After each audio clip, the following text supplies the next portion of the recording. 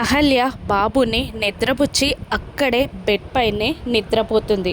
నిద్రపోతున్న అహల్యని చూస్తున్న గౌతమ్ మెల్లిగా వచ్చి బెడ్ పైన కూర్చొని అహల్య ఫేస్కున్న మాస్క్ తీసేసి, ఎన్ని రోజులైంది అహల్య గారు మిమ్మల్ని కళ్ళారా చూసి అని ప్రేమగా అనుకుంటూ ఉంటాడు.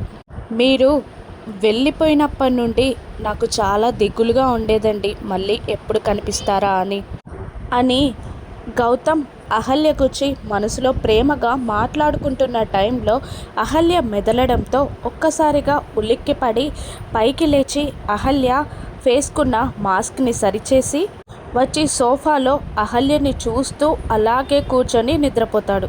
తెల్లవారగానే యామిని అతిథి ఇద్దరు ఆ ఇంటి ముందుకు వస్తారు.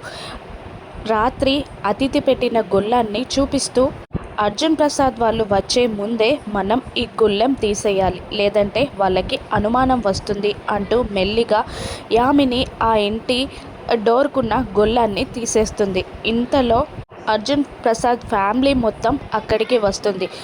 అందరినీ చూస్తూ భానుమతి ఇలా అంటుంటుంది, ఇప్పుడు చెప్తాను ఆ నర్స్ ఎటువంటిదో, దాని అంతు తేలుస్తాను అని భానుమతి కోపంతో ఊగిపోతూ ఉంటుంది. మరోవైపు ఇంట్లో బెడ్ పైన నర్స్ మీరాలా అహల్య పడుకొని ఉండగా సోఫాలో పడుకొని ఉంటాడు గౌతమ్. ఇప్పుడు ఏదైనా గొడవ జరుగుతుందా?